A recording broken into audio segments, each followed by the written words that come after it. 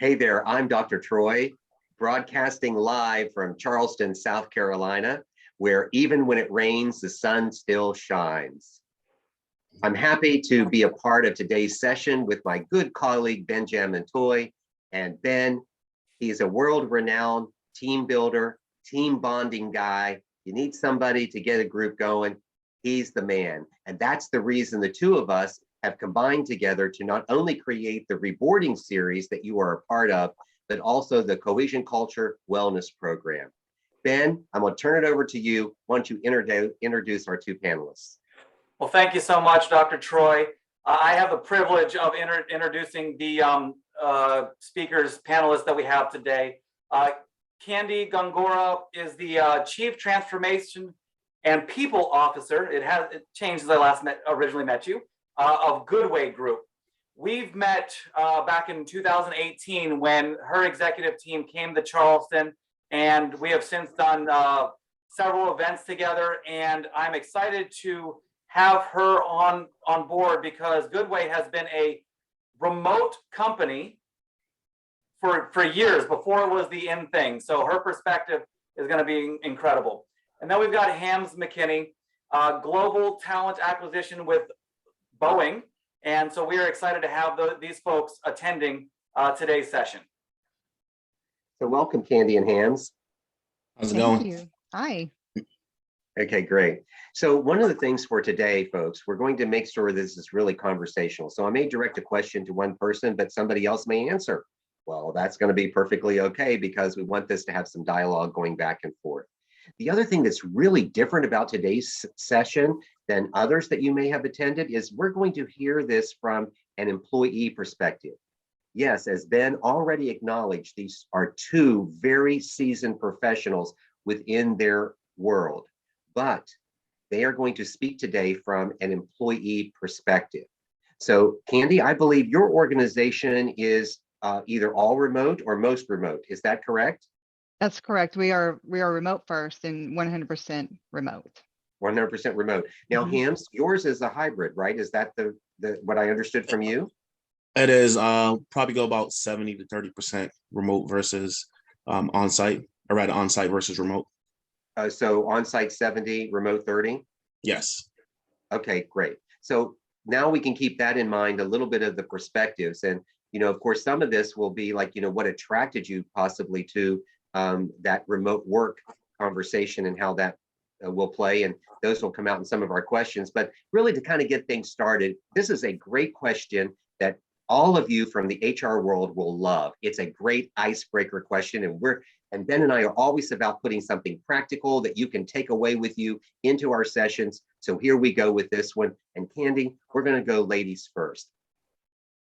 Tell me something about you that's not on your resume. Right question, indeed. Not on my resume. Well, in 2015, I was diagnosed with breast cancer and went through treatment through 2016. After that time, I really rethought how I worked, how I spent my time, and really put a focus in on wellness. So a big journey there personally, which is transition over to professional as well. And that also includes becoming a kickboxing instructor. So that's not on my resume. No, and as I did hear you tell me that earlier, and as I said before, I don't want to be with you in a dark alley unless you're on my side. Okay, right. So that's great. All right, Yams, thank you for joining us today. And now tell me something about you that's not on your resume. Probably the biggest thing that's not on my resume is that I am a heart transplant survivor. I had a heart transplant about 6 years ago and came out of it, survived, and actually it changed up my trajectory on life as to where I was going because I switched careers and everything after that happened and came into recruitment, which is HR. So It would certainly change your perspective in life, wouldn't it?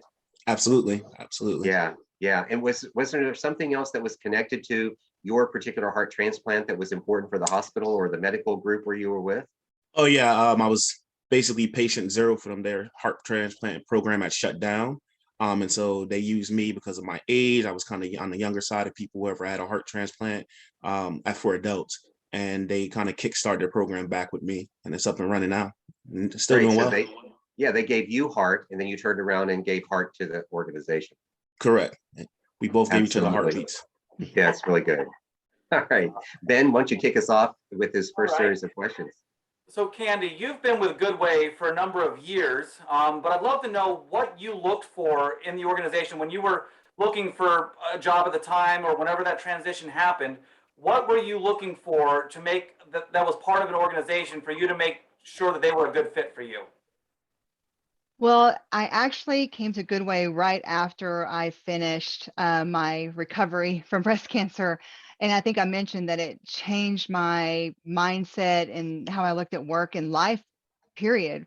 And so when looking at Goodway Group, literally, I started interviewing with them in March. I finished my treatment in February.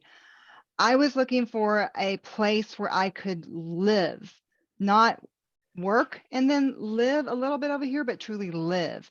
And while I was going through treatment, I remember I worked the whole time, but on weekends is when I recovered and rested. And I just remember on the weekend thinking, man, I wish I could be home more with my pups. I have 4 dogs and my husband. Like life is just too short. And yeah, when I saw the opportunity to work at home and be with my dogs all day and be with my husband, that was really inviting and interesting to me, as well as they are very transparent. So I love transparency, like all the financials, like everything is shared. We truly are owners of the company together. I also looked at a place where they really valued people, truly people first, right? Like from a human perspective, not just like people are an asset. And so I found that here. And I also was really intrigued by the fact that it was 70% women. And so I had always been in a world where I was, especially in leadership, like the only one, or in sometimes in the organization, there were very few women in my past history. So that was very appealing to me. And I also like the fact that they valued connections and networking and how the people come together, especially being remote. Like they really valued that and saw that you had to be intentional versus it just happens haphazardly throughout the day. That's awesome. And I've been able to witness it, and really it's Mhm. evident that they put people first and that Mhm. the lifestyle is a big part of that. So that's awesome. Now, Hams, you actually made a recent transition, all right, in the last 2 years or so. So you recently had the job hunting experience from that perspective instead of the flip side. So what were you looking for when what landed you at Boeing versus the other options you had? Gotcha. So when I look for jobs, I always look for three things. First is work-life balance. That's always important to me. And actually, after I had that heart transplant, I realized the former place I was working, while I loved the company, I was working to live and not, I was living to work and not working to live. Basically, I wasn't having fun doing it. I was enjoying it, but outside of work, it was almost like, what am I doing this for? Is it just I'm chasing a paycheck, or am I just doing this to pay rent? And so I talked to a lot of people. Bowen actually is very big here in South Carolina. And so I know a lot of people that were working through the company, either via contracts or direct employees. And basically, you have somewhat had gripes, but for the most part, they say you definitely have that work-life balance. You're not going to get stressed out. And then the second thing I always think about is stability. And, I like to choose companies that, if they're not going to be an upstart and that I'm a part of, I want to be a part of something that's been around for a long time. I don't want to have to worry about my job if I get sick, or, especially after the whole heart thing, I don't have to worry about, will my job still be there when I get back? And the last thing, of course, is compensation. I want to be paid well to do what I do, because, I've earned the right to be paid what I get paid, if that makes sense. Absolutely. So if we kind of listen to what you said, kind of unpack this a little bit, is you've talked about the people aspect of the job and then some of the Mhm. work parts of it, or some of the technical sides of it. So Candy, you spoke a lot about the things like you're looking for freedom. As an employee for remote work, it was about the freedom for you Mhm. to be flexible. But then again, Hams, that works really well with you for work-life balance or work-life Right. integration, right? So you get some opportunity to do that. And then in the other opportunity where your connections with people. So I know, Candy, you spoke a lot about your connections with people, and that was important to you. And then the type of individuals who are working, and then leadership within that, and your demographic or gender mix that you mentioned. Yams, what about for you a little bit? Is there any of that matters to you as an employee when you look for a company? Well, yes, how they interact with people is something that that's part of work-life balance too, and not being stressed. And so the company I work for now, they're very good. My management, my leadership team, I pretty much pick my own hours, as long as I get them on the clock. And I like the transparency, as Candy mentioned. I love transparency, and if something's going on, I don't want to have to figure out after the fact so we can fix it. I want to know while it's going on so I can rub my arms together and make the magic happen, or my hands rather. Okay, great. So one of the things that I forgot to clarify in the very beginning, but I just want to ask you, Candy, were you part of what was considered that great resignation? Did you actually quit something to find something else? Or Did, but with the timing, it wasn't this round, right? wasn't this round? Okay. But what's interesting is it was for the same reasons. Like I really understand where people are after going through COVID, because I Right. just happened to be there earlier because of my life event. Right. But the feeling is exactly the same. Yeah. And Hams, how about you? Was it similar for you as well? Did you actually quit a job to go there so that because you could Well, have this flexibility, or did you just find it? I've had a strange journey to get here. So I was laid off from a job due to COVID about 2 years ago, and then I found another job, which I was on site all day. I was a manager, and I wasn't happy. And so I walked away from that one. I was thinking about what other avenues I can do, and it was just at that time that Bowen contacted me, because they had well, Bowen's been through a lot of things in the last couple of years. I don't know if you heard, and then they got hit with COVID after that. So they Right. needed more people who had experience. And I've been doing this 6, almost 7 years now. And so, I fit the bill, and they called me and they got me in there. So kind of yes and Yeah. no. Okay. Because see, what really comes to mind to me is keep calling it this great resignation. But have you ever heard anybody who just quit?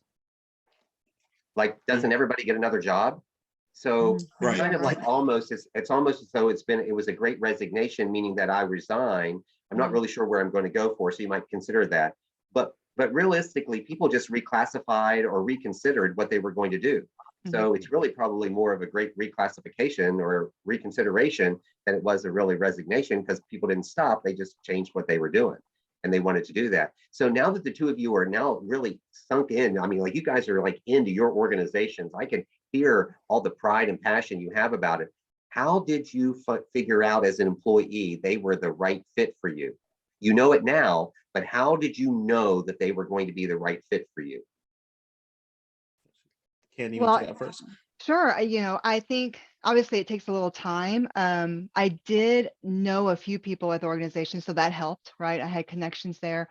So I, similar to what I mentioned, I could ask questions beforehand and what to look for. But the minute I got up and my traffic to get to work was my 4 dogs, right? Kind of getting in my way as I go from my bedroom to my office. That was the first feeling of like, wow, like I can like not have the stress of the commute. And I had an hour, each way. And so I think that was one. And then when I logged on for the first week and I was doing some listening tours and just meeting with people for the first time on video in that way, right? I was used to going to the office, and I worked for multiple locations. So I was going from location to location. Like the warmth that came through the video and how they treated me was as if I had been there. It wasn't awkward. So that was Q2, like, the second thing. And then the third was when I attended the first all hands meeting where they do a monthly financial review, and they were sharing everything, and they talked about the wins of employees, and then they talked about what's going on with the company, and literally just sharing, here's where we are and here's what we need to do and here's what's going on, was so different from what I was used to. We would see performance metrics and things, and we would see some financial things, but we didn't have the books open up to us and actually educating us along the way. um, and then finally, within 6 weeks of me being here, we went to an all company meeting, which they have twice a year. And it felt like a huge family reunion. I had never met the majority of these people in person.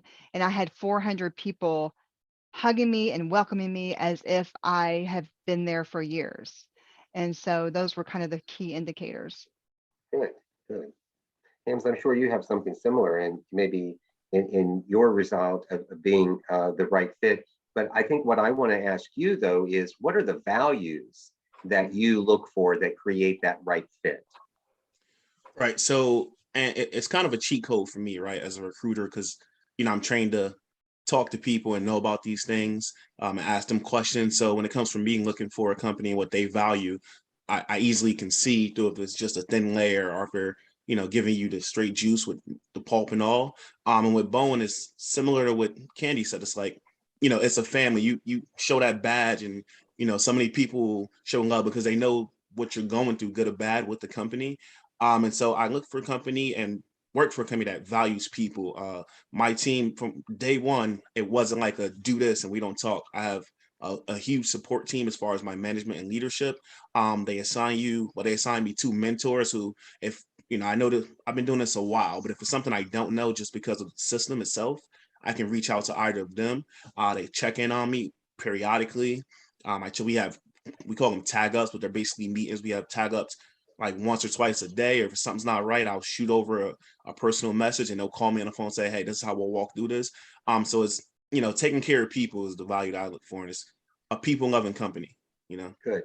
So I think one of the things we may have established as Ben gets ready to prepare for the next question is the fact that, really culture is defined by the way people are treated, not whether they're all working under the same roof.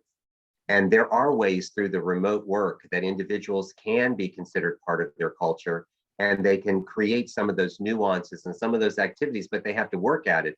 And Candy, it sounds like your organization has a good idea of how to maybe work on that, and the same for you, for Hams.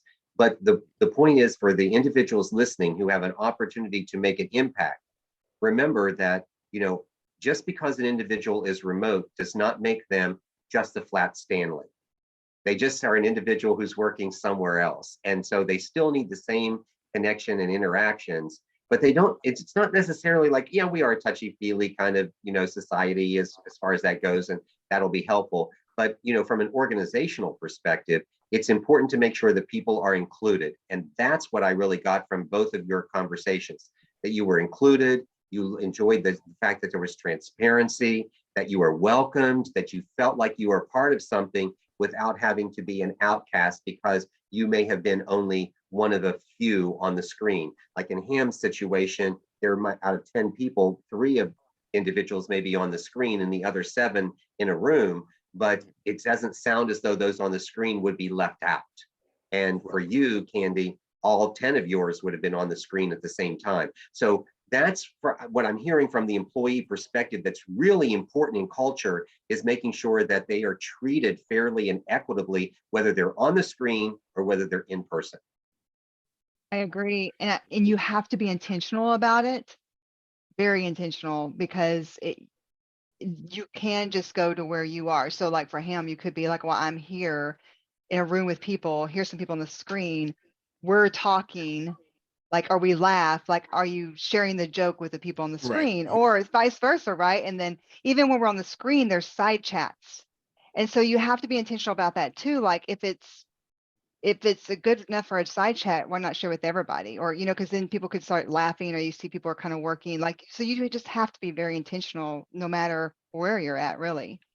Yeah, great. Well, Ben, I've warmed them up for the next question. Well, we've talked about all the positive and all the great things you like. If you could change one thing about the organization in this realm, what would it be and why? Candy? We move fast. So, really fast. And sometimes you can't see how fast things are going or what's moving because we are remote, right? So like I'm in my office and everybody's in their offices and they're doing their work. When you're in an office building, you can feel the pace a little bit more. And so sometimes we get working so quickly and it's going so fast and so hard that we don't necessarily see how it feels or what's happening. And so, I wish we could change that sometimes, but I also understand with our industry and honestly with the world today, we have to, change quickly. We have to move fast. We're really focused on, what I'm trying to focus on personally and just with my team is like, how do we pace our growth and how quickly we go? But overall, sometimes you just get stuck in the whirlwind of it and you look up and you're like, oh, this is crazy. Let's just take a breath for a moment. And so that's one thing I would change. Pam, same question. That's kind of a tough question for me.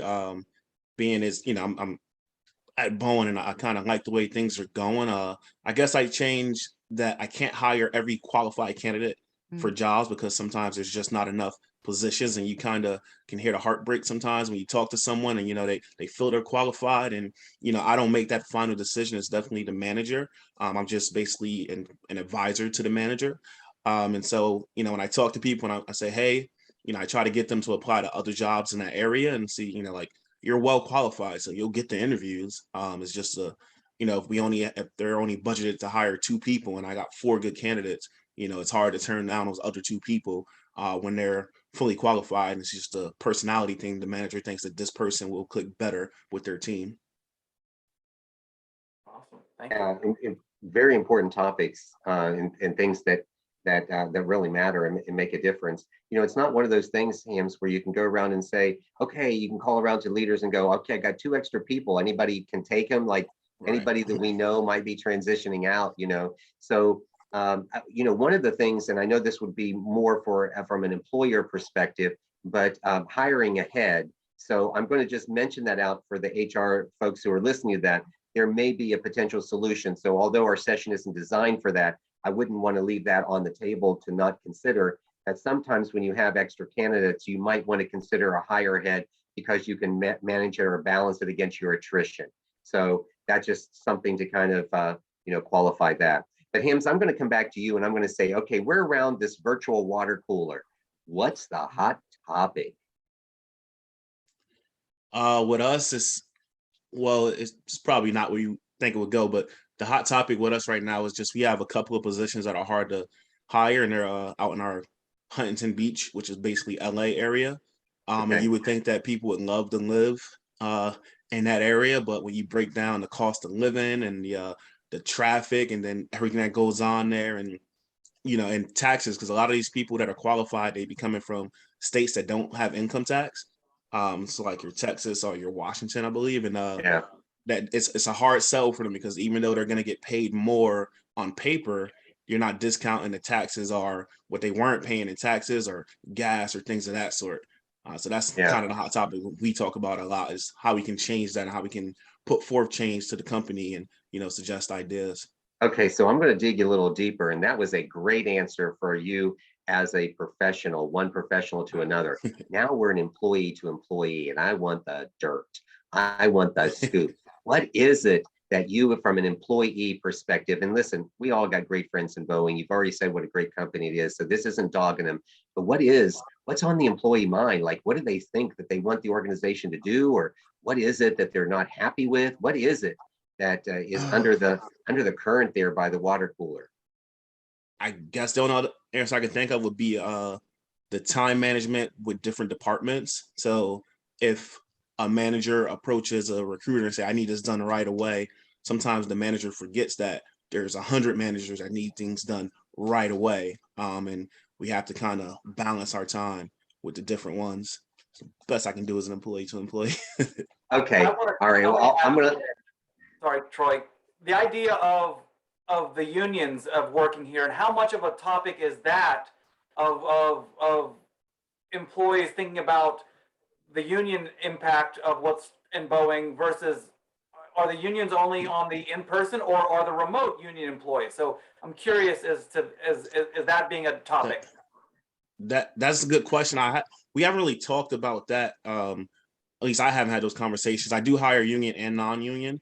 And the only time it comes up is if you're going from a non-union position to a union position, because then you're paying union fees or union dues. But I haven't, I don't think I've hired anyone that's remote that's in a union. So I think those are mostly for those factory workers or manufacturing plants. Okay. Yeah.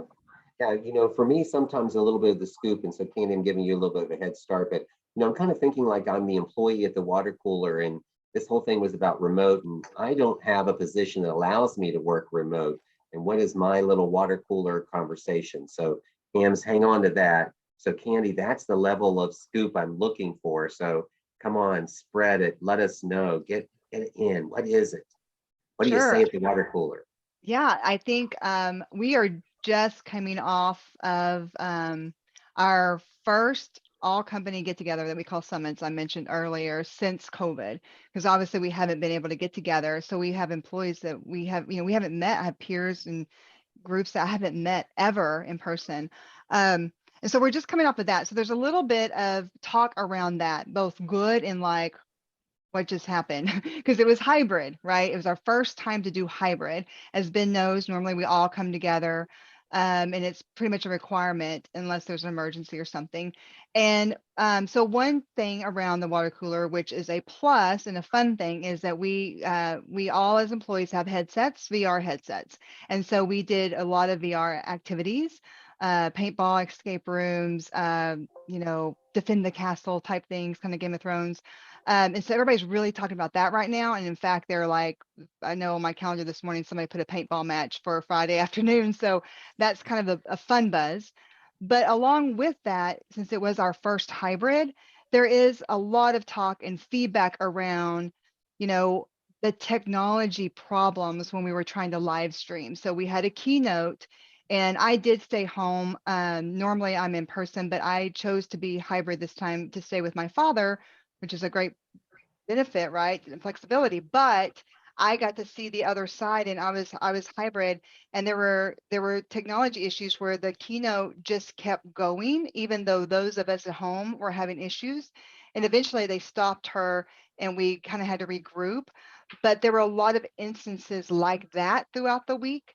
And there were certain meetings where I think I mentioned about intentionality of where we were in meetings together and those of us on the screen sometimes did not feel represented fully, or we had to get really comfortable with like, hey, stop, wait for us, or I have a question, or I can't hear you, or whatever.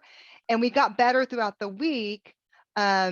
For myself too, being on, I started speaking up more, but there's talk around like, this is great, we got it behind us, but what can we do better? And so all of our employees are thinking about, they're talking about their experience and sharing that, and Excellent. they're kind of coming up with ideas. But there's definitely some people out there who were like, I miss the content, I'm a little lost, I feel like I'm behind, were decisions made without me, I hear there was meetings after the meetings, what y'all talk about on breaks. And so there's some of that feeling going around that we Good. definitely And are that's hearing. Yeah, it's excellent. And that's the kind of things that organizations have to take into consideration for the remote work. It's not just like, oh, well, let's just satisfy people and say, okay, you can work remotely because that's convenient for you. The Mhm. reality is remote work is selected because it is an option for where work can be done. Mhm. No different than when individuals come into an organization and they're going to be in the physical space. Do we let people walk around and pick out their cubicle? I don't think so. We actually have a defined space where that individual will work, and that's where we expect the work to be conducted. So, work being conducted remote is like, okay, it's being conducted remote, but it behooves leadership within the organization to understand where the disconnects can be. Really part of what Ben and I work on this cohesion culture is making sure there is belonging, value, and shared mutual commitment within individuals. And yes, you might feel welcome, like everyone has a good idea when you first come to the meeting or you come for the first time. But what happens on the 20th time and the 25th time? And if people get lazy about those particular aspects, then they lose the whole opportunity. And so they go, oh, well, this culture sucks because nobody pays any attention. Right. Nobody is paying attention. But whose fault is that? It's the leadership's responsibility to pay attention to those types of things and to make sure that people are connected, whether they're virtual or remote, whatever term you want to use, whether they happen to be in person or they're a hybrid. It really is important that the leadership almost has to really think about hosting to an area and to a way that individuals can feel that they're being connected with all the material. Great stuff. Thanks for allowing me to get down and dirty for our water cooler talk. So I'm going to ask a question of both of you, and I want you to kind of hang on to the answer until we're going to launch a poll. And I'm not sure the response, but I know we have a lot of mobile attendees, and sometimes polls and mobile folks don't always happen. So here's the question. Of the 4 options that I give you, what would you say is the most important in retaining within your current organization, okay? They are advancement, meaningful work, tools and resources, or autonomy, all And right? it's what retains you. It's what retains you within the organization. All right, I'm gonna launch the poll officially. We'll see what we get. Give it a good 30 some seconds or more if it pops up. If it pops up for you, go ahead and put your answer in now, and then we'll be able to talk about it. So anybody mobile, sometimes it pops up or it's in your menu bar as a separate little option there. All right, waiting on another 10 seconds. And ending poll. All right. Well, it is a 50-50 tie between, well, I'm going to let you guys give your answers first, actually. All right. Candy, what retains you? What keeps you working? My number one is meaningful work. Number two is autonomy. So I'm interested if that's the 50-50, but those are meaningful work. I mean, obviously I want to make an impact. Excellent.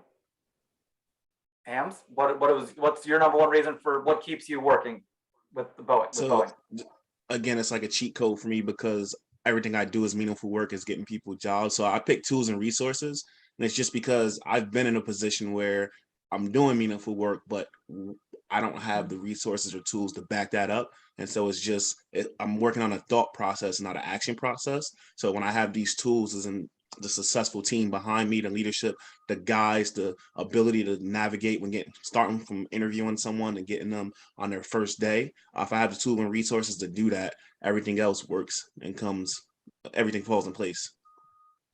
Well, bringing in the answers to the survey or the poll from the attendees, it is a 50-50 tie between both of your answers, meaningful work and tools and resources. So people want to feel equipped, they're going to be able to do their job as well. So that's exciting.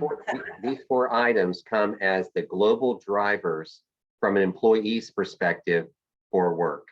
So organizations, think about this. So any of you listening out there, from an employee perspective, you want to make sure whether you're doing remote work, hybrid, or in person, that you provide some level of autonomy.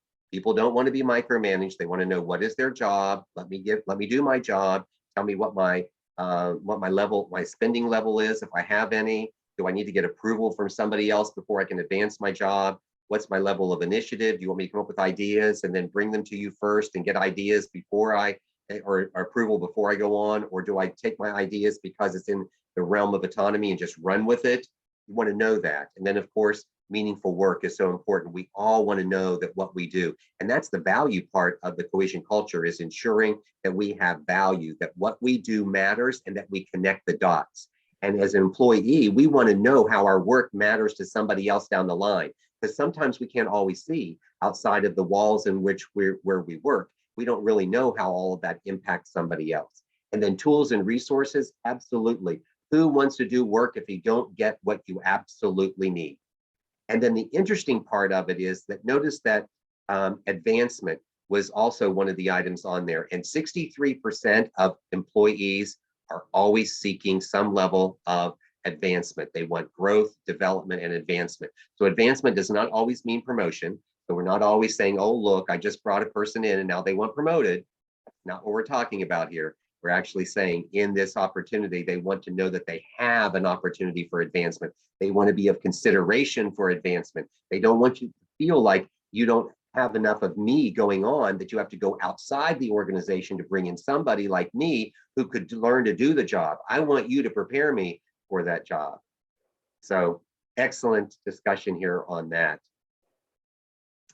Now I think it's time to hear best practices. Yes. So it's kind of an open format. I'd love for you guys to, you presented us with your best practices. I would love for you to share maybe your top 2 or 3 best practices regarding retaining the remote worker. I'll start. I'll start. I think one thing that I love participating in, I love doing it, and I love being the participant, is something we call our on tracks, and that's a monthly meeting where we come together. Some people call them one-on-ones or one-to-ones meetings, check-ins, but this one is all about me as the participant and the employee. It's not about my task or updates on my work. It's literally about me. And so we start with my well-being. How am I feeling since we last talked? And I kind of rate that in different aspects. We then go into my growth, which you mentioned, my IDP, what are some of my goals, and that, and how did that tie to me, not just at work, but personally. And we talk about that. And my leader asks, like, how can they support? And they give me feedback, and we have really good conversations, really organic conversations. And then I get to share like how I feel like I'm winning, and celebrate some of the wins, maybe that my leader hasn't seen, right? And so I get to highlight that. And then I talk through maybe some of the, what I need from them, or maybe some barriers, or what I would do differently, some learnings. And then I also share, how I'm showing up as far as behaviors. We have behaviors, not values. And so I really highlight, like, these are the behaviors that I feel like I've done well. These are the ones maybe I'm working on. So it's a full hour all about me and kind of how I drive it, how, where I want to talk, or what's most important to me. That's one. I think the other one that I love. Sure. Candy, I want to interrupt. Before you go Yeah, on, how do sure. you feel about that? How do you feel through that process? I feel heard and seen, and I feel like they care about me. So my leader cares about me, like spending this time. And I usually send my agenda, my template, 24 hours ahead of time. They require it 24 hours ahead of time, so that he can read it and be prepared for the conversation. So he prepares on the other side. And I love that, because he's then not just showing up and reacting to me. He's being very thoughtful. And so he's put that time in for me. Um, and it gives me a space to say, like, I'm not okay today, or I'm really groovy. Yeah. And it gives me that safe space to say that. And for him to, I mean, obviously he's not a therapist, that's not his job, but then he can understand where I'm coming from. And maybe he says, maybe you need time off, take time off, or maybe he encourages me to focus on my well-being a little bit more versus just get the job done. And what do you think he does as a leader to make that conversation work? Well, one is he sets aside time beforehand, right? And so he reviews that. He actually puts notes in there sometimes, so that we don't get to talk through everything, because who knows where the session will go.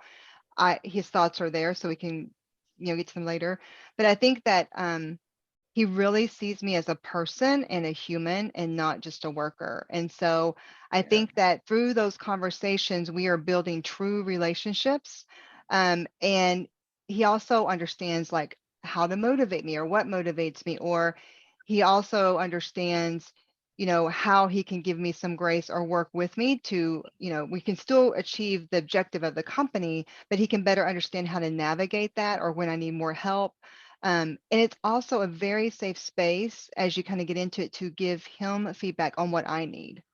Got Maybe it. I need more of this or less or that. And so I think that he values that, because he wants to grow as well. And he wants to be a good leader for me, not just be a leader of me. Right. Yeah. So, yeah. So that connection, and that's really important. So Mhm. I know we asked you for like 2 or 3, but I kind of want to see, Yams, you've got an opportunity, dude. You can top that, or you can come up to the bar. But tell me Well, what. so one of the things that I put is active communication, right? And I think I was thinking more of an employer than employee, but it's still the same. To piggyback on Candy, because hers is awesome. So I'm not going to try to top it. I'm just going to kind of add to it. Good. She has meetings once a month. We actually have meetings once a week, and then I have an individual meeting with my manager, or my leader, every 2 weeks. And so it's all about communication. We barely talk about the numbers, right? In the big meeting, we talk about this is what we're doing. And then we have a smaller meeting with just my team. And we do icebreakers. They ask, how's everyone doing, right? How are you, right? But forget the numbers. I mean, we're recruiters. We are hired to do a job. We are going to get these people hired. How are you doing? Is everything good with you? If you're taking a couple of days off, how can I help you? How can I pick up your workloads when you get back? You're not just stressed with a bunch of stuff you got to catch up on.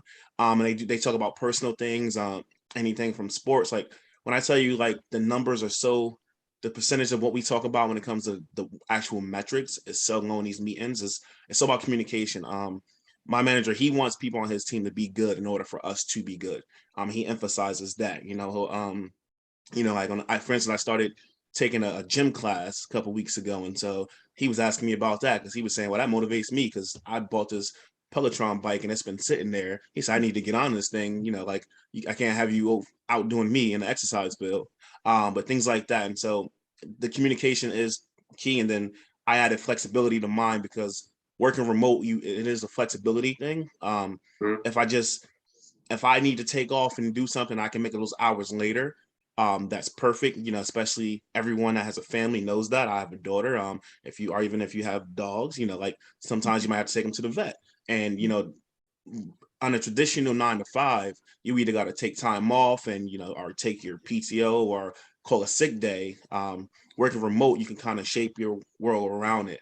And with me personally, my team is on mostly Midwest and the West Coast. So I got time in the morning to do a lot of things. And then after work, when some people are still at work, they can kind of take any calls, anything that people need from me when I'm not at work, as a team, and we can take care of it together. And I just get updated in the morning. Yeah, it's great.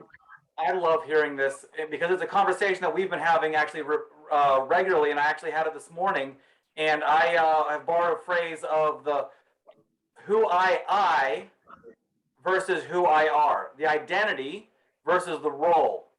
And to have those conversations, I think there is a shift in the marketplace of businesses and companies seeing the identity, the true person, and not as the asset or the commodity or just the task they're doing. Because when we all have 10 different roles that we perform in a life, we might be doing some amazingly, but others poorly, but that doesn't change our identity. So I love the check-in that I hear with both of you saying, to hear that companies are doing that and focusing on the I, the identity, the self, the person, and not the actual role. So I love hearing that. Yeah, because it sounds like, realistically, what's really making the connection for you through the remote work is that you are being treated as a human. So not just human capital, so to speak, or like I think you called the distinction between not just an asset. Andy, what did you say? Not just an asset, but something else earlier on? Right, we're humans. We're not an asset. Like when they think about it, like human asset, right? Human asset versus we're just human. Period. Yeah. That's all we are. Whether at work or not, we're human. Right. And and the problem that we sometimes have is that it was easy when everybody was all in the same room, right? Mhm. We could kind of get away with things. Sometimes we might have bosses that weren't really great, but guess what? All the other people in the room made up for it. And if nothing else, that not so great boss actually bonded us all together, because there's nothing better in a group than having us all hate the same person. No, I'm just kidding. But because Happens. we know, You're because onto we something with that, though. Yeah. It's a Because- bonding tool. Yeah. But one of the things that we all know is that how we get along with our supervisor makes all the difference in the world. And so you both have talked about your supervisor, and that relationship is so important. And because again, still clearly the number one reason that people leave organizations is because of the Management. supervisor. The supervisor. Yep. And today it's been drilled down more for lack of inclusion, having people feel that they aren't included into it. So it's not just now enough of just saying that, yeah, they don't treat me, but now they don't even include me. So it's like a deeper level of it. And I think that's important for organizations to pay attention to that as they're looking through and building their culture. I know you guys have a lot of other really great things to share, but we wanted to make sure that we take some time to see what questions that we may need to field. I have a few that I have fielded from the responses on my side. Ben, I just want to check in with you to see where you are, and then we'll go with some questions before we close out. You can start with yours.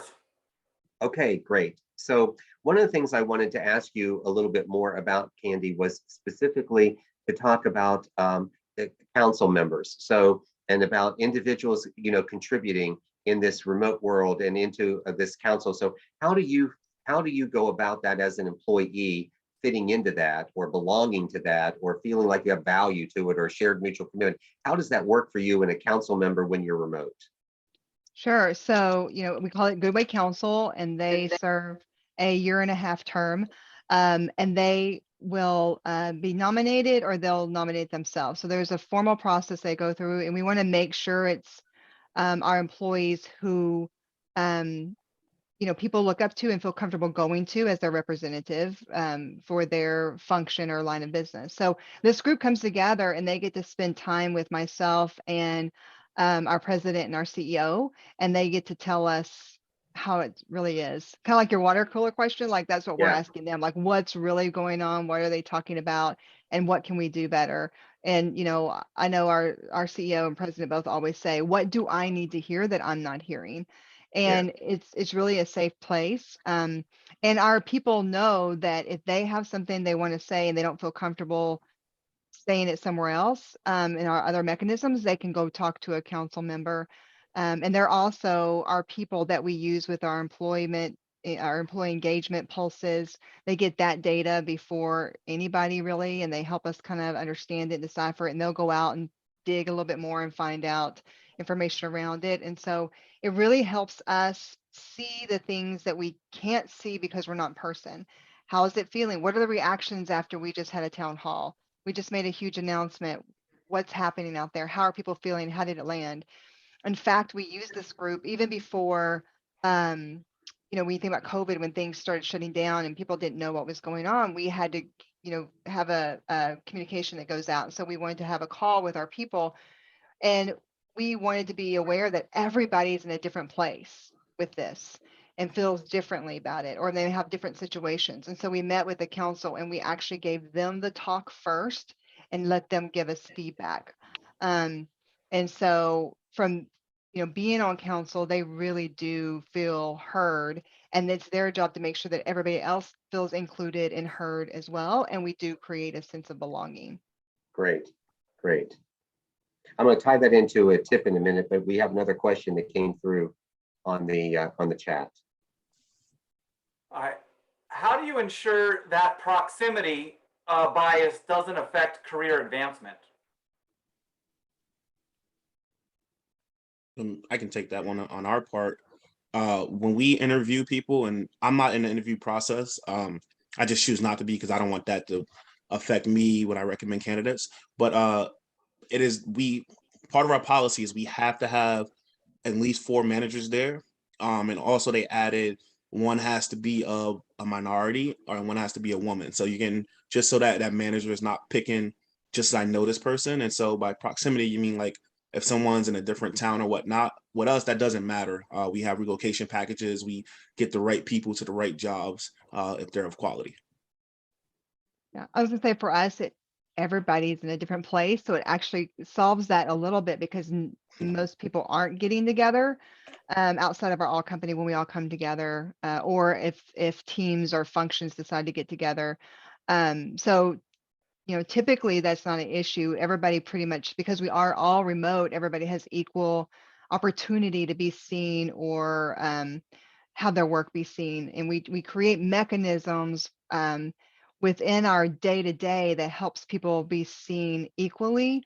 So like the on track, like I mentioned, that's everybody has that opportunity once a month to highlight their wins or work on their growth plan or be seen. That kind of levels the playing field. So that actually has helped us a lot. And it also has helped us because of location. People can be in a very, very small town and work for us, and they have a bigger career opportunity with us versus having to move to New York or someplace like that for a traditional marketing firm. Yeah. So, one of the things that we want to make sure we do, everyone had an opportunity to download some 7 cohesion tips that they could take away from today that would help them consider for remote work. And one of the other tips that came out today in our discussion is how important it is to have water cooler or to have those meetings that come afterwards. Candy, you mentioned a little bit about, like, well, what's happening when the meeting ends? What are people doing?